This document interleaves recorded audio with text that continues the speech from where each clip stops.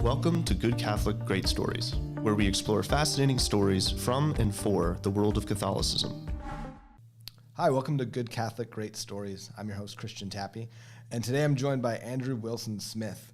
He's an accomplished sculptor with more than 15 years of experience producing fine art projects for individuals and institutions, including column capitals at Clear Creek Abbey, a bronze fountain for the American School in Switzerland, and numerous sculptures of historical and mythical figures.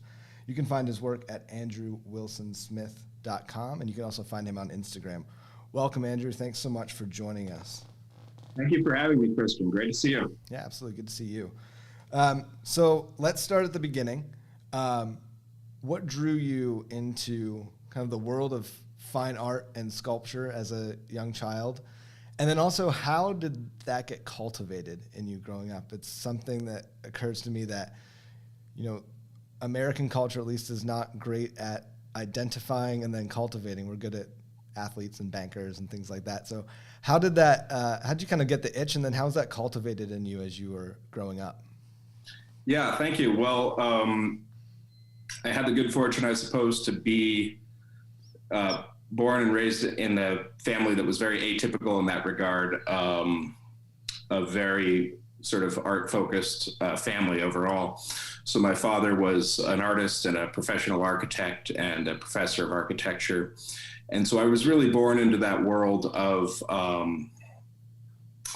travel and seeing sites in Europe and various places, and being, exposed to his career as a classical architect with regards to my father, and also just a lot of encouragement from both parents in terms of pursuing my interest in developing into the fine arts and so on. So really from an early childhood, I had a lot of experiences with drawing and sculpting and various things. And my parents were able to encourage me and support me in that as I grew up. And so in my teenage years, I was able to spend several summers working as an apprentice with different artists, and my parents were able to help arrange for those things and find those connections. And so I was very fortunate in that regard. I didn't have to struggle against the stereotypical sort of situation. But so yes, that was always encouraged, and I was able to pursue those interests.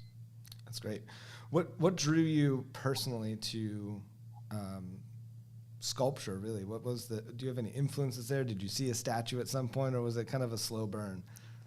Yeah, kind of a slow burn, I would say. I was interested in art in general, and I still am. I explore different media when I can. The short answer is I couldn't really paint. So I always think of sculpture as being easier than painting.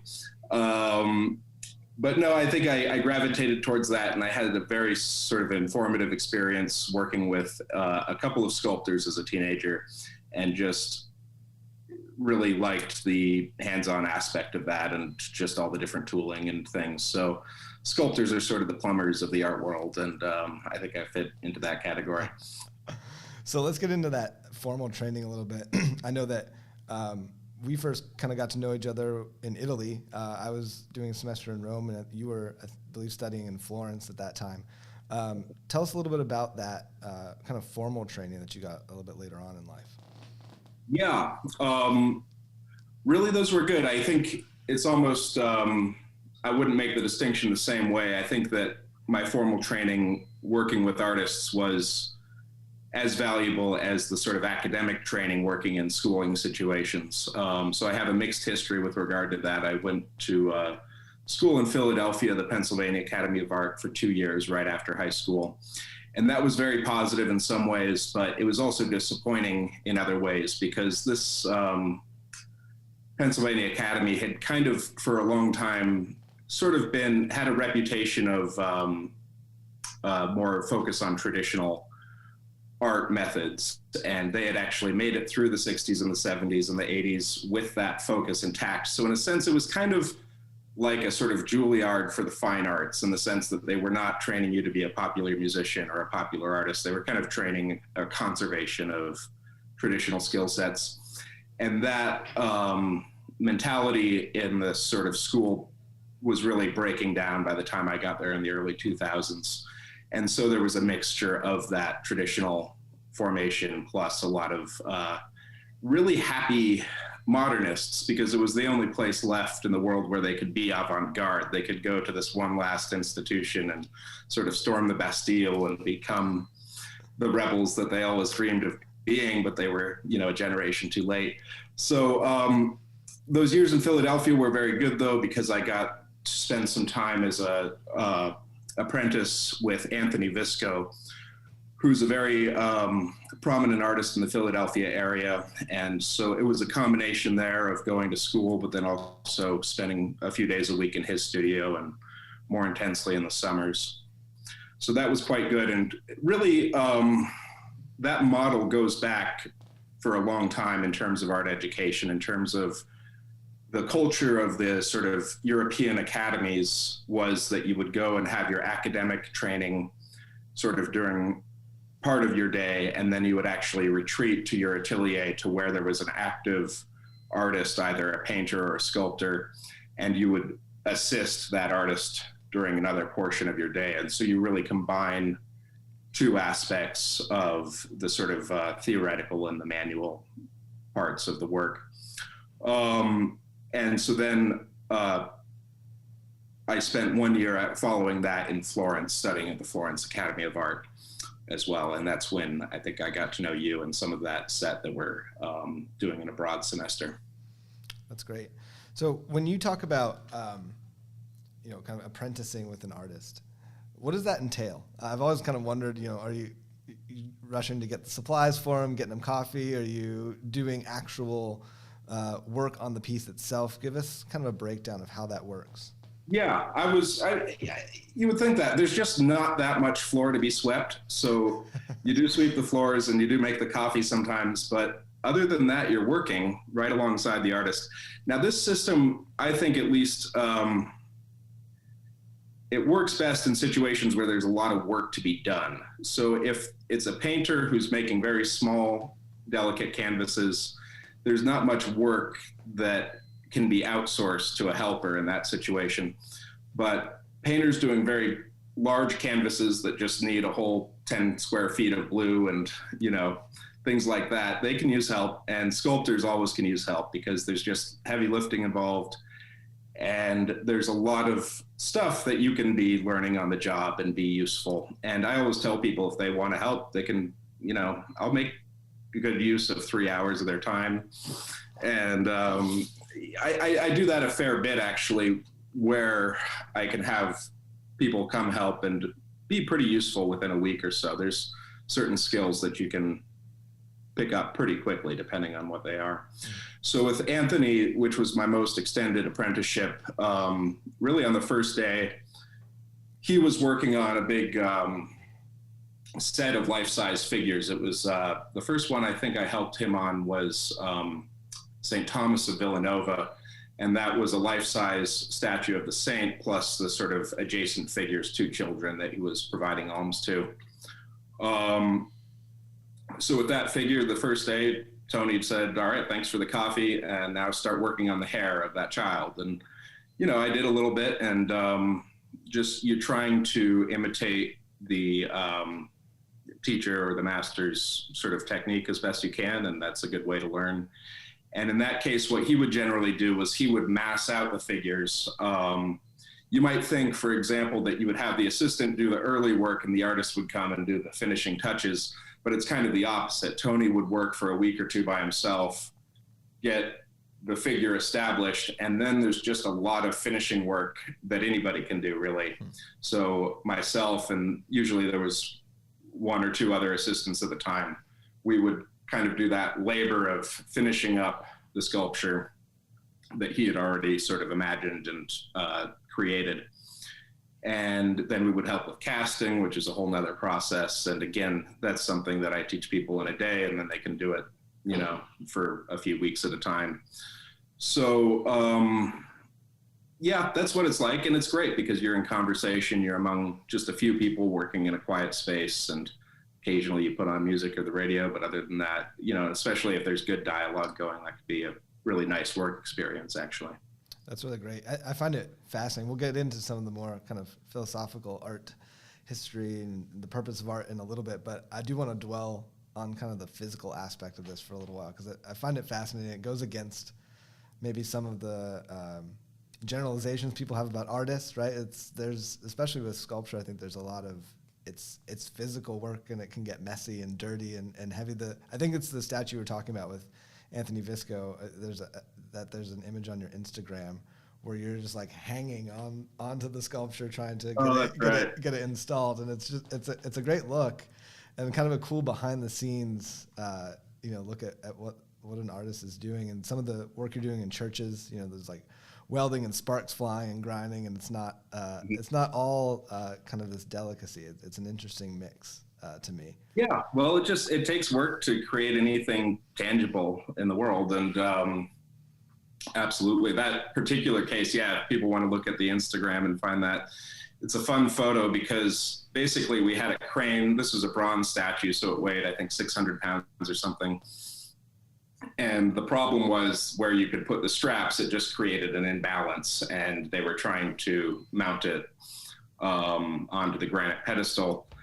And they kept sort of trying to manhandle it, but it was just too heavy. So I said, look, I weigh 200 pounds. I'll jump on there and just sort of shift my weight around to get it level, and then you guys can do the fine tuning. So yeah, that's a lot of fun. A very Baroque image. That's so great. That's awesome. So let's dive in and talk about kind of what you're doing as an artist these days, and kind of individually, but also generally in the world of art. So you've talked about you're a classical artist, a traditional artist. What does that mean, especially in comparison to contemporary art? I think people kind of have some sort of an idea, but as someone who's doing it, tell us what that means. What's the difference? Well, I'm a contemporary artist as well, just if you take the broad definition that anybody making art contemporaneously. And there is a sort of growing movement, and really that's coming into a degree of steam right now, of return of interest into traditional forms of artistic expression and style and technique and all of these things.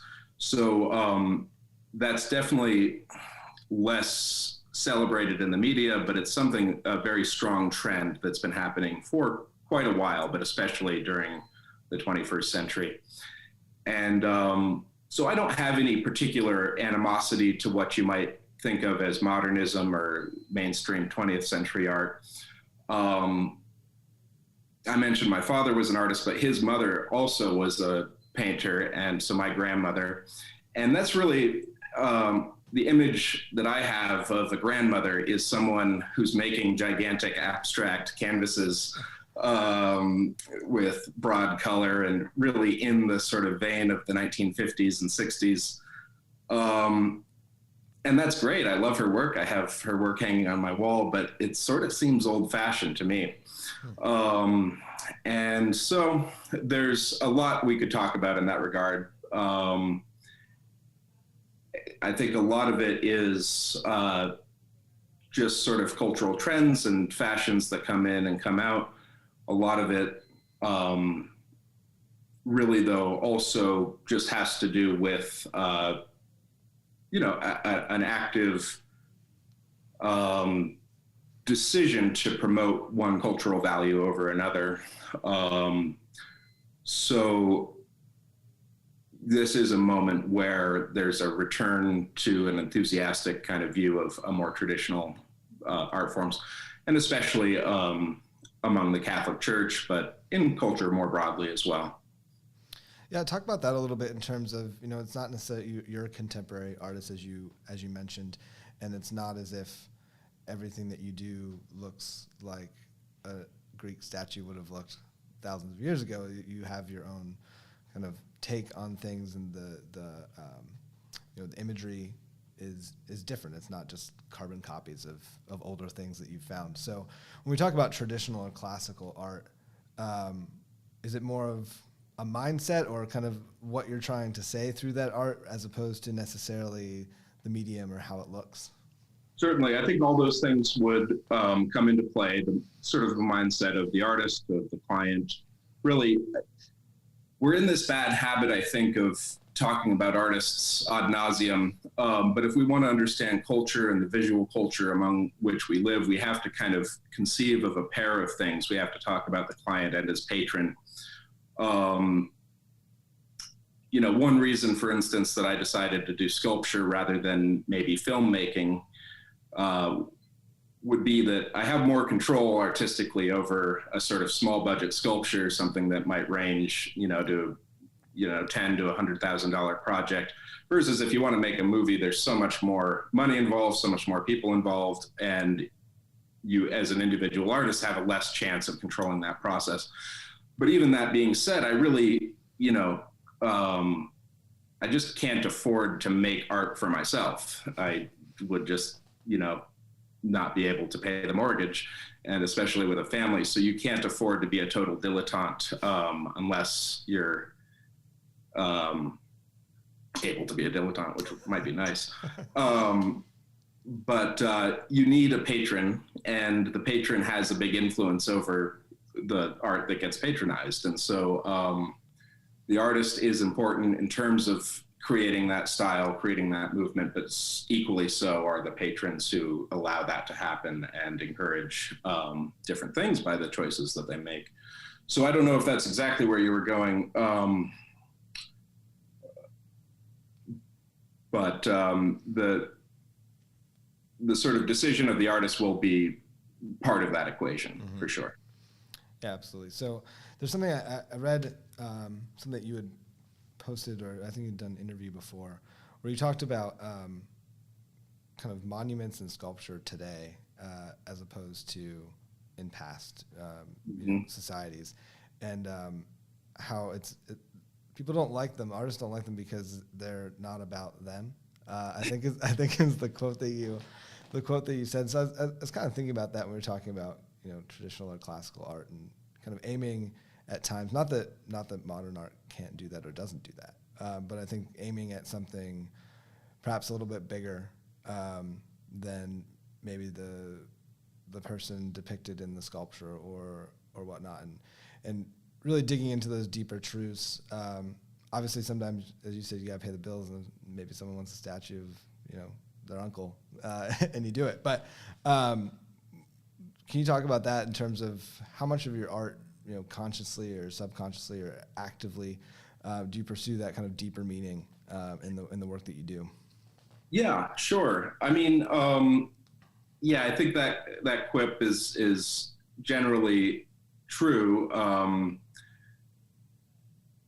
That there's any ideal that is held up before you is also kind of judging you as well. So if you walk down the street and you see a giant statue of Abraham Lincoln and the sort of achievement that represents, you might be inspired to pursue that in your own life, but you might also be inspired to just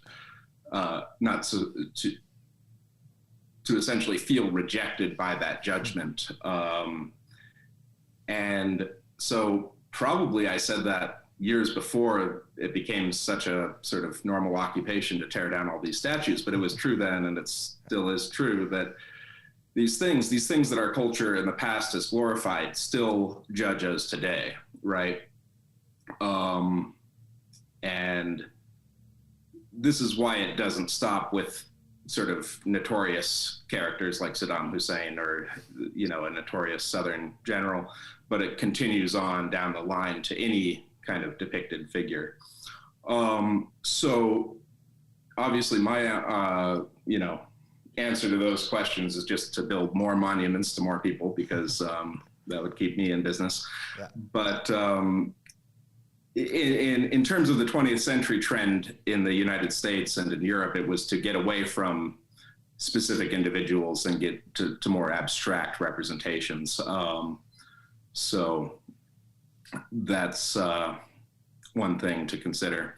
But obviously the Catholic tradition has always recognized the importance of creating monuments, icons, or statues of the saints that it reveres, and also of sort of narrative scenes that it wants to instill the message of into its audience. Yeah, could you get into that a little bit more too? I think the Catholic Church, certainly throughout history, and as you've alluded to, even today, there's sort of a revival here, has always kind of been, it seems to me at least, a bastion of art in ways that even other forms of Christianity aren't necessarily so.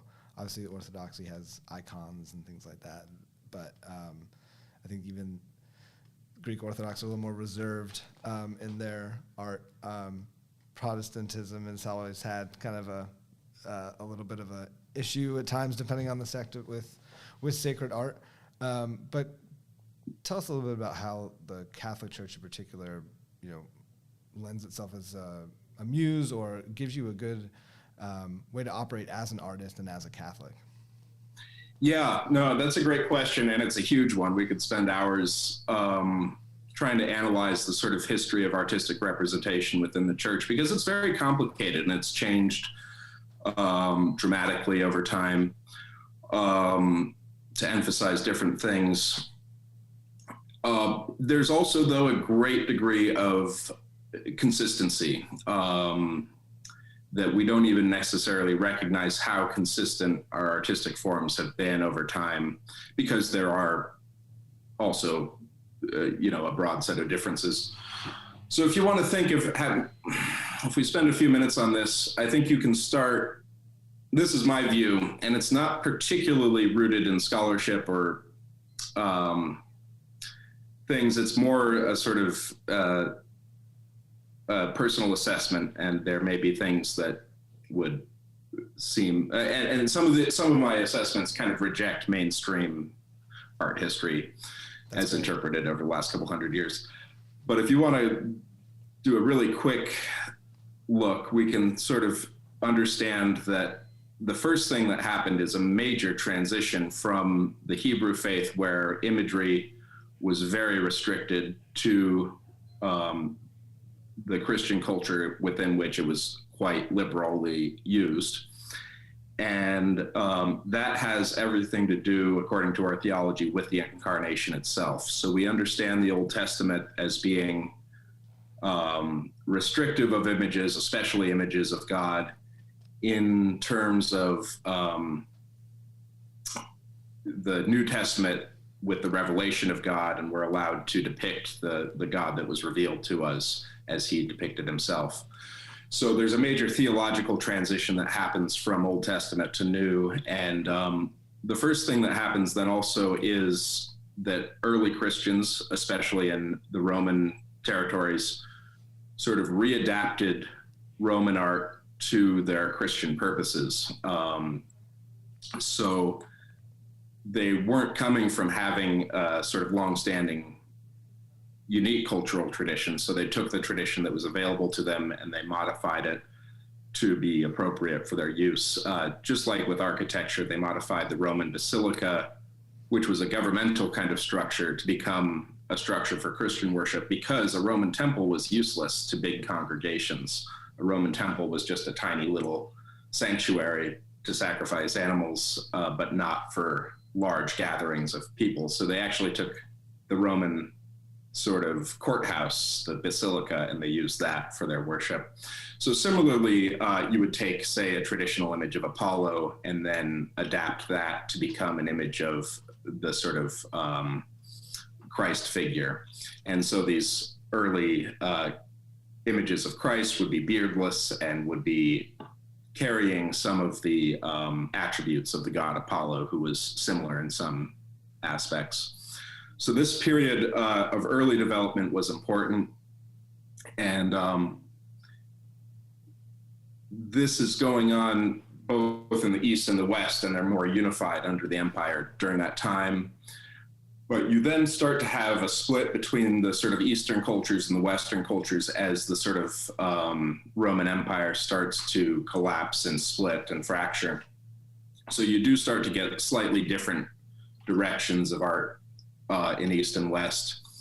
And there are some benefits and some drawbacks, I think, of each culture. And so you have to think for a little bit about the 7th century iconoclasm in the Eastern culture, which was a heresy, but it was a very intense period, about 100 years of factious fighting and destruction of images by one sect versus the preservation by another. And eventually that was resolved. But part of that, and it was good in the sense that the theologians who defended the image created a very strict theology of the image in the East. And that strict theology was helpful because it incorporated the imagery into worship, into the life of the Christian in a very specific way, and into a very elevated position. But it also, I think, created a situation where it's more difficult to invent new forms and new ideas artistically in the East, which we still see today. They're a very strict adherence to the traditional image in various ways. Now in the West, you never actually got that theological development, which maybe was unfortunate, but it allowed more freedom. There was never such a strict theology of the image in the West.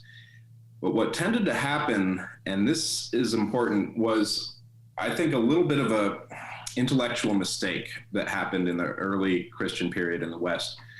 You find it in a lot of church fathers like St. Gregory the Great, actually, and a few others, where they say essentially the image is less good than the written word, the Bible, the scriptures, the Gospels, but all the people are illiterate, and so we should have these illustrations to basically serve as visual gospels to the illiterate people, and therefore they can get some understanding of what's in the text. So this is a sort of typical academic assumption that the text is so primary and that other things are so secondary. And it's what I think of as a little bit of a sort of seed of a virus that was planted in the church very early, but that seed never came to fruition for a long time. And I'll tell you why. It stayed buried for a long time because the people remained illiterate for a very long time. So in general, you could always make that true statement that none of the people can read, therefore we need images. So what I think happened, in my view, is you had, for a long time in the West, a lot more freedom. There wasn't as strict a theology of the image. And so artists were, and patrons were able to invent new forms, new functions of art with a lot more freedom because there wasn't as much control over the image. And that tendency has stayed in the West. And that tendency has good and bad aspects. So one aspect is that you get new things, that's great. But with new things, you sometimes get bad things. And so I think the general cycle in the West has been, we take the sort of core imagery of Christianity, and then very quickly we innovate. And sometimes that takes us down into sort of dead ends. And then we get reinfused. We get a blood infusion from the East. This happened very explicitly several times in the history of the West, when, especially as the East was being conquered by the invaders from the Muslim countries. This would create these sort of migrants into Rome, into Italy. And so some of these would be Greek painters, and they would kind of reinfuse the Western tradition with the core of the iconographic tradition, which is our shared heritage. It really starts as a shared thing. So every time that happens, though, very quickly within 2 generations, it's become its own tradition again. And the sort of Italian Renaissance is a very clear story of this, of Cimabue comes to Italy Cimabue is a Latin trained by Greek painters, and he exceeds their talents. And then his student Giotto just sort of starts the Renaissance from that iconographic place. But the the Western tendency is to become a little bit deranged over time. And so you see that in the Western tradition, and that has to be reined in and sort of refocused every once in a while. And so anyway, that's my general view. And it kind of sort of follows that cycle more or less until you get to the 19th century, where that virus or that seed that I mentioned earlier finally comes into position, because the West was so dynamic in terms of its sacred art, sacred imagery, the Counter-Reformation imagery that you're familiar with from your time in Italy, all of these things. And then finally what happens, those people, those ignorant people, they finally learn to read, right? And this attitude that has been in the hierarchy of the church for thousands of years is now in a position to be acted upon, which is, I think, what happens in the late 18th and early 19th century, where the clerics say, hey, look, everybody can read now. We don't really need this focus on the image, because that was just a provision for those illiterate people. And we can just trust that they'll spend all their time, like we do, kind of reading books, and we're not going to focus our attention on this patronage and the extravagant displays of imagery in our churches. We're just going to rely on the written word. And frankly, I think that was a mistake. And I think it was a mistake because we never developed that theology of the image in our tradition. We just relied on the sort of the fact that we always needed images for didactic purposes. So we never thought about it very much. So I think now we're in a position where we haven't used the power of imagery for 200 years very effectively. And we're starting to realize maybe that was a mistake. And so I think you're starting to see not only a revival of traditional imagery, but a revival that kind of is trying to be radical to get to the core of what those images are for, what they're useful for, how we can think about them as more than just a sort of substitution for a text. So I think that's happening to some degree right now, and it's exciting. Yeah, that's great. And that's a fascinating history. Thank you for that overview. I think that's really helpful to kind of look at it in context. And I was going to ask you, and you kind of answered this, but I want to get into it a little bit more. You mentioned a couple times that we might be in one of these kind of course corrections now, where we're getting back to some of these traditions, and we're edging out of that. And your work certainly is part of that. And just want to get a sense from you, as someone in that world, like how does that come about? How does that come about in this day and age, especially where we start getting this new return almost without sort of the old patronage system? How does art get made? Oh, we need the patronage system. It doesn't get made any other way, except in very small scale. Well, yeah, I think that's great. So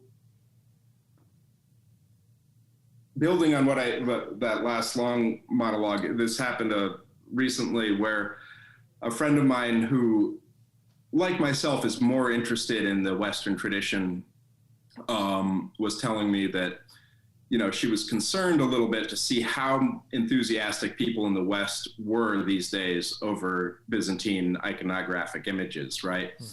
And she was saying, oh, well, it's not our tradition. We should be doing Western stuff. And my response was, although somewhat sympathetic to her point of view, don't worry, we'll take that stuff, and in 2 generations, it'll be Western. But we actually need something like a strict Greek iconographic kind of mindset to pull ourselves out of the kind of 200 years of kind of non-art that we've been involved with. And how does that, if I jump in, how does that jive? You talked about the invention of the West, and then the theology of the East that's pretty strict. In practice, how do those two things come together? Yeah, so this is kind of, when you only talk to like 3 people, you only need a few words, but the kind of invention, I would use this distinction between invention and innovation. So there was some late 19th and early 20th century discussion among Western Catholics about this question: do we want our artists to invent from scratch, or do we want them, to innovate, or do we not want them to innovate? And I think the answer to that question is don't innovate, but be inventive. And it's a subtle distinction. So I should not go into my studio and just create a totally new, unheard of type of image out of whole cloth. It's really not my job to do that. And it's probably going to be wrong. And that's why, right? So I think you might have been on this trip with us. You see this in Italy all the time because you've got all these cardinals with more money than they know what to do with, and they patronize modernist art and put it in churches. And one of them will be like a whole altar that's made out of sort of sculpted heads, and it's very strange. I think that one might be in Pisa or someplace. This is all over northern Italy. There was one church, the Church of the Angels, and there was just this awful sort of scrap metal sculpture of supposedly an angel, but it looked much more like a demon. And so these are kind of attempts at innovative artistic theology that these were exciting things to do post-Vatican II for a few decades before people lost interest. And it's really not the core function of the artist to invent from scratch a whole new kind of image. And I'm not saying it's just unlikely to be successful. So the difference for invention is that you have a traditional sort of object in mind, but you have a novel circumstance at play. And so usually this would be for a site-specific situation or for something along those lines. And you would say, well, I have the traditional solution to this problem, but because of this novel aspect, I need to invent something a little bit different to solve the problem. So it's just a matter of temperance, I would say, to some degree. But we also, as humans, we have some natural and good desire for novelty. And so I think there's room for that kind of novelty to express itself as long as it's not getting into dangerous waters. Yeah, absolutely. And I'll get, because that might be very abstract. There's a very good example of this from art history, which is Caravaggio, who was a controversial figure during his own lifetime. And to some degree, he was controversial for his absolute realism. And people don't necessarily think of that, but he was so much more precise as a realist than many of the artists that came before him. And sometimes he was criticized for that. But there's one particular painting that he did on commission for a church, and it was a painting of the Dormition of the Virgin. This is the scene where Mary falls asleep and then eventually will be assumed into heaven. And there was a lot of controversy around the painting, and finally the client refused to pay for it and made him paint a different version. And when you read the standard narrative, it's always something like, oh, well, the model was a prostitute and the figure was wearing a red dress and Mary should be in blue. Those were not the issues. All models were prostitutes all the time in that period. The issue was very particular, and it was that there was a sort of brass, what would you call it? This sort of pot that one would have under their bed, a bed stool for using to urinate. And the thing is that when a body dies, they expel whatever is in their body. And so Caravaggio was making this implication by having this sort of pot in the composition that there was a natural death in this case. And then that was the theological problem, because the theological statement would be that she sort of fell asleep in the Lord and then was assumed, something like that. Right. So it's a very specific instance of an artist sort of exceeding the strict boundaries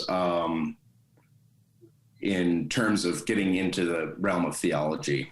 And so that's kind of what I mean. There's a responsibility for both the artist and the patron to act within the sort of realm of theological norms, I would say. Oh, that's fascinating. I'd not heard that about that particular painting. That's extremely interesting.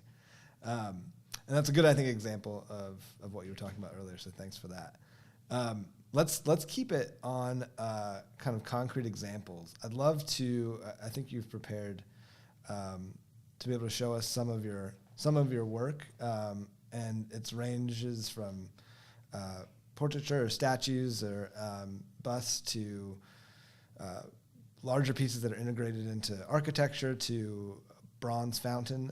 So maybe take a couple minutes to tell us a little bit about your process of kind of someone comes to you with a commission, and then what do you do after that? How does that work? And then I'd love for you to show us some of your projects. I think that'd be great. Yeah, sure. Yeah, so for most of my career, I've worked either for churches or institutions, a lot of universities. Typically, my clients will have a message that they want to communicate visually to their community, and I work with them closely to sort of hone in on that message to see what it is they want to communicate and how. And then it usually falls on me to sort of create the imagery that will convey that message. And that's really part of the job that I like. I like to work on those puzzles to be communicative. And then, we work out a contract and the materials and all those sort of features, and then I'll take the commission and create a sculpture or a mosaic or something along those lines. Or recently I've been doing a lot of architectural sculpture as well. And then the whole process of creating it in various materials, either plaster, bronze, stone, and then installing it into the site. So it's a whole sort of soup to nuts kind of process. And a lot of these take a long time. It'll be, years from start to finish sometimes for the whole development of that to play out. And so that's in general the process, and then in particular, the different techniques that get involved with whether it be stone carving or casting or various things. So there's a lot to go into there. That's great. So you mentioned stone carving and casting as two, and bronze as another. How different is the process between the various types of sculpting? Is it similar? I'm sure in some ways it is, but how varied does the skill set have to become? Yeah, it's skills and then tooling as well. So there's a range of things. I like to learn new skills and innovate. I kind of probably do it too much. I'd be a better businessman if I just stuck to one thing. But I can't really resist. And you just have different situations call for different solutions as well. But the main thing of kind of most of my process starts with some form of a clay model. And so I'll generate a clay model for a figure, for an architectural ornament, and then it'll get transferred somehow either to plaster, which is via a mold, or to bronze, also through a couple of stages of mold. First, you make kind of a wax version, and then you can have that turned into bronze. With bronze, I don't actually have the tooling myself to do that, so I have to work with outside foundries. And then with stone, it's a little bit of a mix. Usually I'll make a model and then a plaster cast of the model, and then transfer that into stone through a method of kind of mechanical copying. And when I say mechanical, I just mean a sort of strict measurement device that you take a measurement and then you carve the stone to that point. Or you can do direct carving if it's a simpler form where you're just kind of carving away at the thing. So there will be a lot of different techniques like that to try out for different projects. Interesting. Well, if you don't mind, let's look at some of your pieces. Sure. I'll just share my screen here. So yeah, this is essentially a portfolio of the last 15 years or so. And so you can see some of this work here were early student projects and some of my first commissions. And at that time, I was especially focused on the sort of classical, neoclassical tradition in sculpture, and trying to kind of modernize a little bit or adapt those styles to modern situations. So some of these portraits were explanations and also just trying to learn, like this one of Homer here was a direct copy of an antique example. And then this Antigone here I did in Florence, and that was, for one thing, to copy a model, to use a model for the image. But then also I just needed to learn how to do drapery, and I had never really done that. So I set up a really elaborate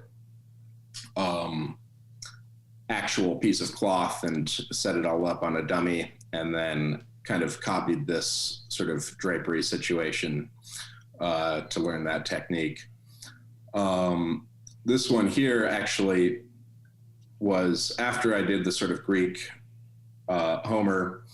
Then I decided I'd try to do the American Homer, which in my mind was Johnny Cash. So I did this sort of portrait of Johnny Cash, kind of in the pose and the guise of Homer. So you can see his little band here across his head. So those were mostly kind of early projects and art school projects. This was my first really large scale commission for a university in California. And we called it the Witness of Poetry. And what it was this sort of octagonal room, foyer as you enter the building, and you look up, sort of a 2-story octagonal room. And over the main entrance, we had Homer and Sappho, the kind of classical poets of Greek antiquity. But then they were in conversation at each corner with a Californian poet or author who also manifested some form of a classical tradition. So that included John Steinbeck, famously, William Saroyan, Czesław Miłosz, and Robinson Jeffers. And these were all kind of composed as if they were interacting with one another in conversation. And so that was great fun to read all of these authors and familiarize myself with them, because they were all having some strong connection to California, but also a strong connection to the classical tradition in literature. And so that was a big project to do around 2008, I think. These figures are a lot of fun. Are you familiar with, I know you studied literature, do you know Miłosz and Jeffers? I know Miłosz and Steinbeck. I don't know Jeffers. Okay. Well, Jeffers was a sort of early 20th century American pagan. He really sort of imbibed deeply of the kind of tragic Greek drama, and really abandoned all kind of Christian sort of structure to his work. But he was still a very strict poet, and so he was just kind of living this kind of pagan poetry. And he was very popular in his day, but then he sort of disappeared, and so he's not read much anymore. But Miłosz was inspired by his work to some degree.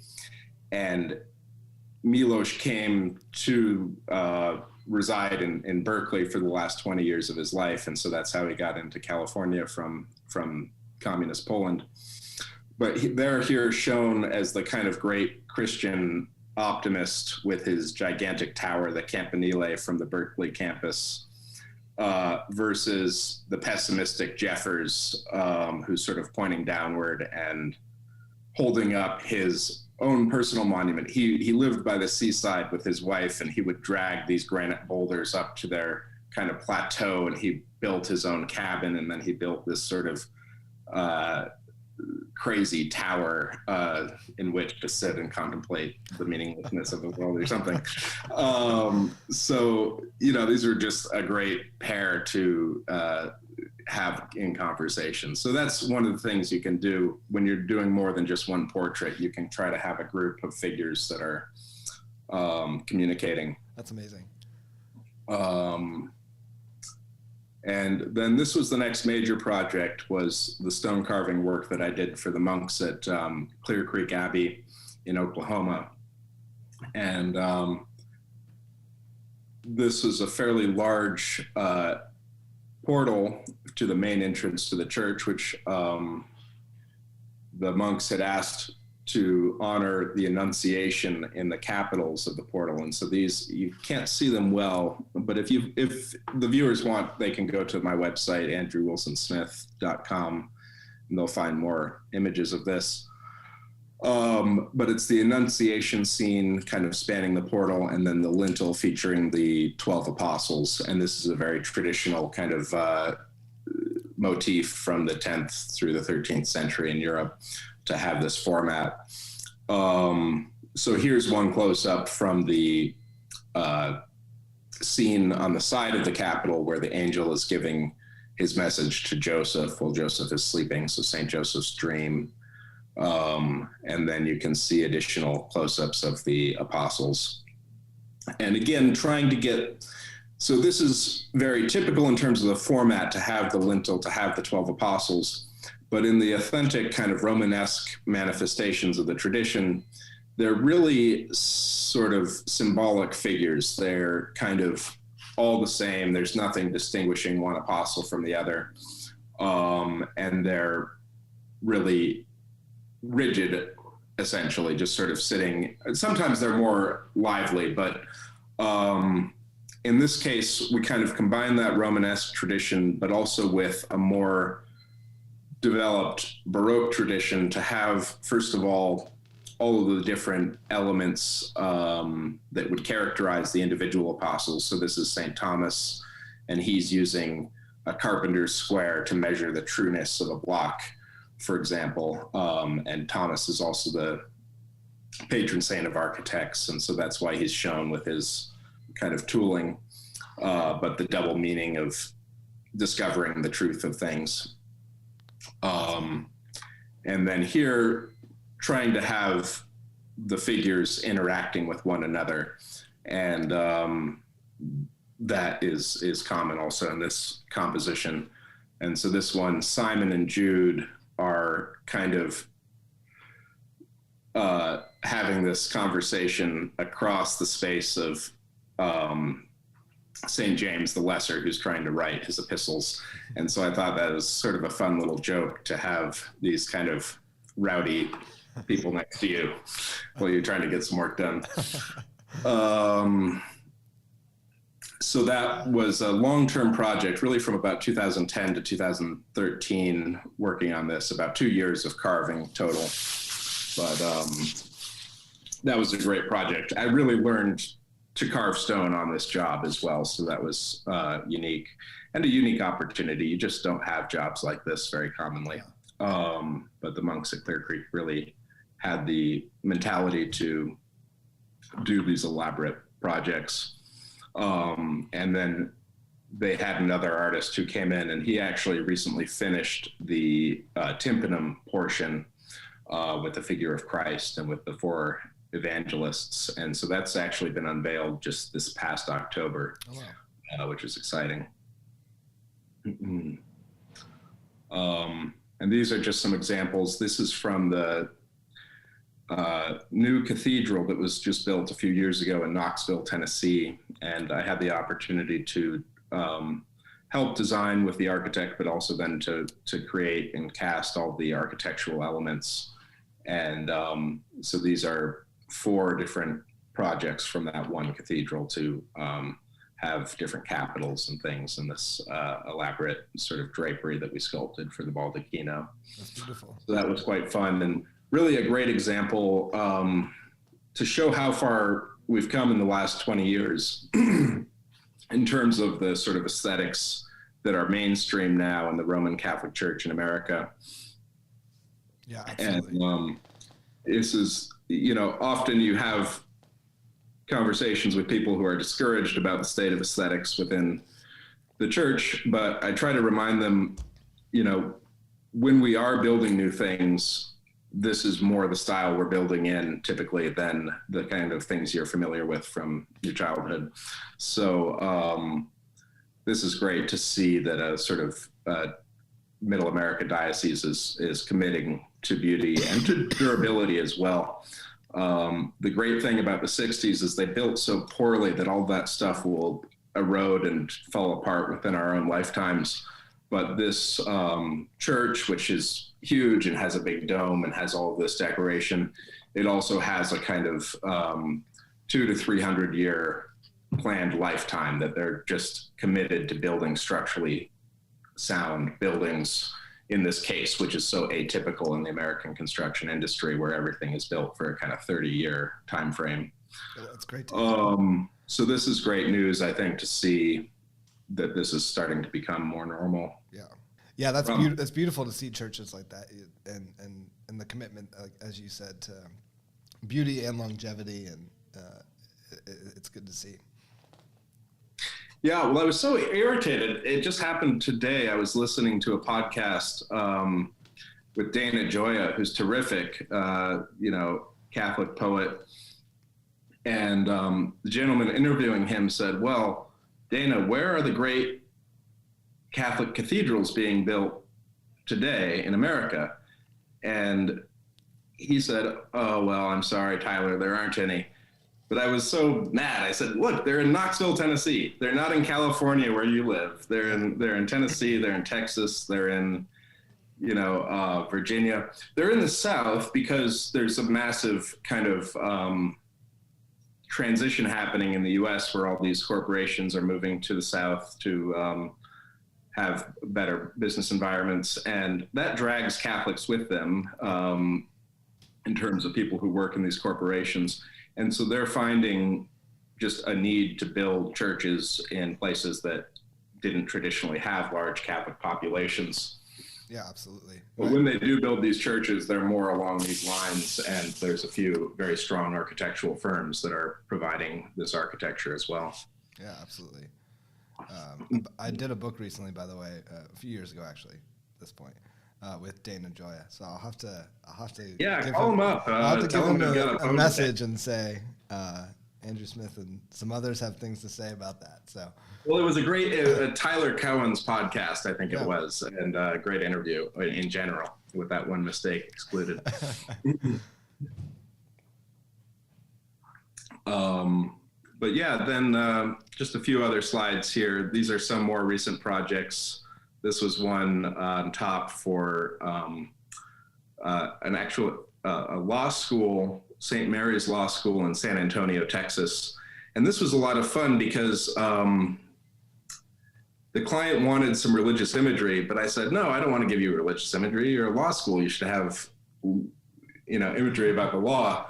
And so we settled on the kind of Christ among the doctors, which is a scene I've always loved, the scene where the child Christ is discovered in the temple in debate with the various scholars. And so here he is,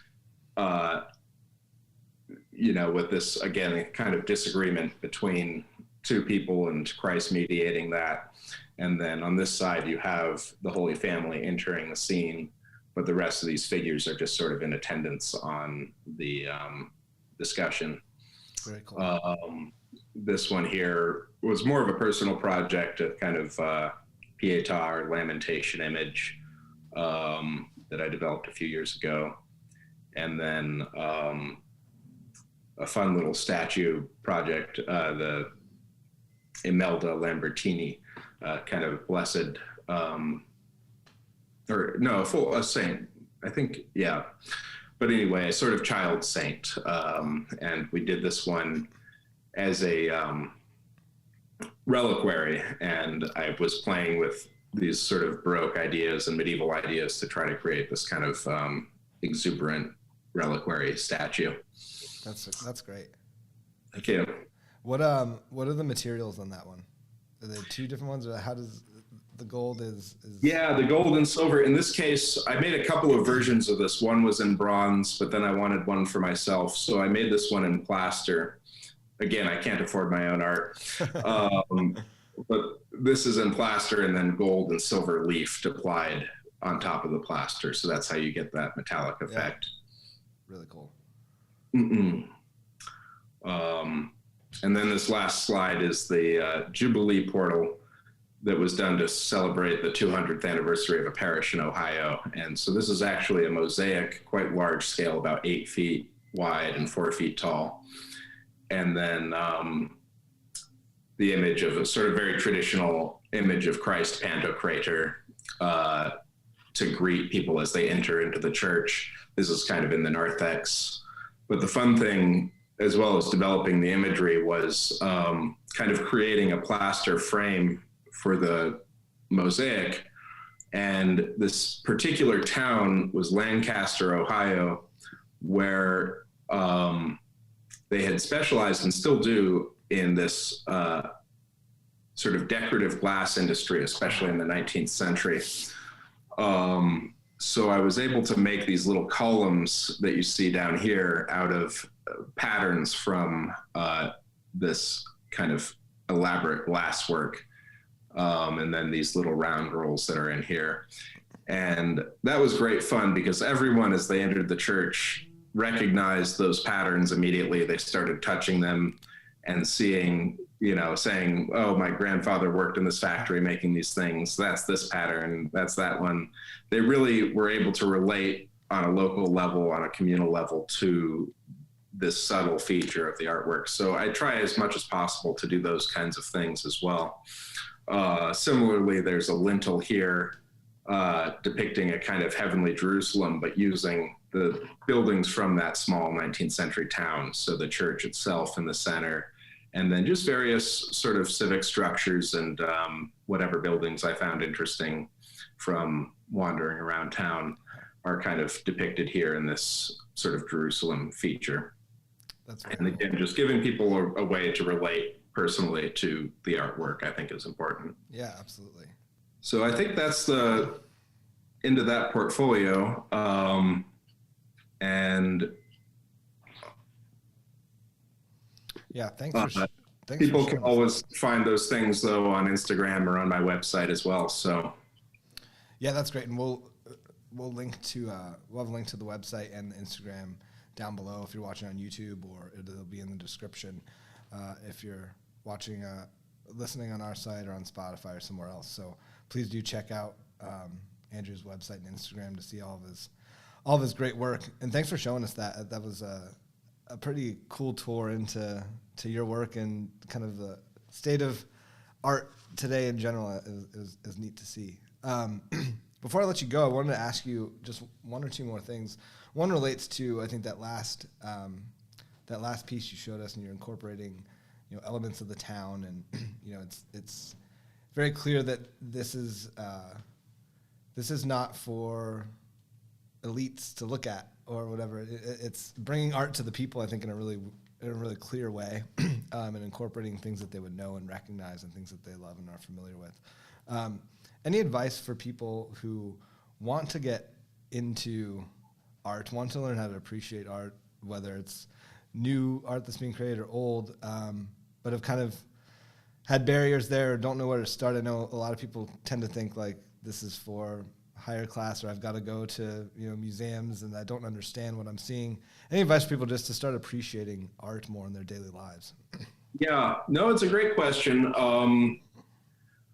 I think, that you're onto something here, which is that the elites will do everything they can to dissuade you from pursuing this interest, and just ignore them. I'll tell you just how often, someone will preface any sort of conversation with me about how ignorant they are and how they don't know about art and this and that. And I just say, shut up. You have eyes. You can listen to music. You can look at things. You can touch sculptures. All these things are totally accessible to you. And it's just a massive conspiracy by the dweebs to keep you out of these spaces. So that's really, there's on one level, just, don't be afraid of those kinds of things. But on another level, you're right. It's hard to kind of have an organizing principle for pursuing a totally new interest. You're absolutely right. And so one thing would be just the sort of, so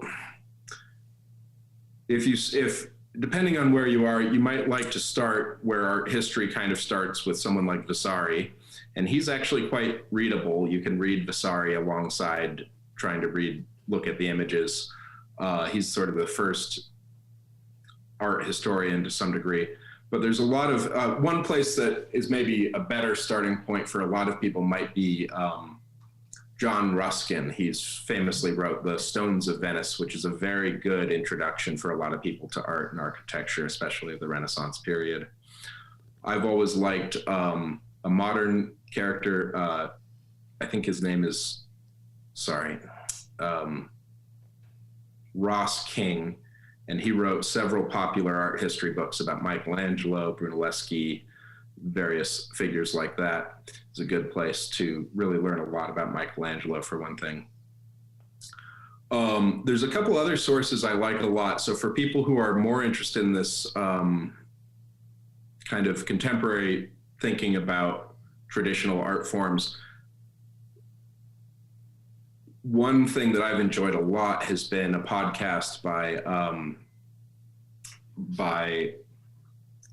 Matthew Péju, Jonathan Péju. Have you come across that? Do you know what I'm talking about? The symbolic world. Yeah, he's another of my I follow him on Instagram as well, and kind of got into him through that. But yeah, he's I've listened to the podcast several times. He's very good. Yeah, he's a very talented artist, but he has a very strong podcast following in this symbolic world space, and I guess YouTube and various articles that he writes. But he's quite illuminating especially for Catholics who want to think more deeply about imagery, about symbolism. He's Orthodox himself, but I think he really communicates well to both audiences and to a sort of mainstream secular audience, which is probably the bulk of his following, at least from the beginning. So he's a good person to kind of have on your radar if you're just looking for a good podcast about art and theory. So I would start there. Well, that's great. Well, thanks so much, Andrew, for coming on, and this has been a great conversation. I think I learned a lot, and I think we all will, from the history that you gave us to these sort of ways that we can break free from the dweebs and learn about the stuff ourselves and appreciate it ourselves. And of course, letting us look at some of the wonderful pieces that you've created, just extremely beautiful. So again, I encourage you all to go check out Andrew's website, andrewwilsonsmith.com, and check out his Instagram for his projects. And yeah, keep it up. It's great work.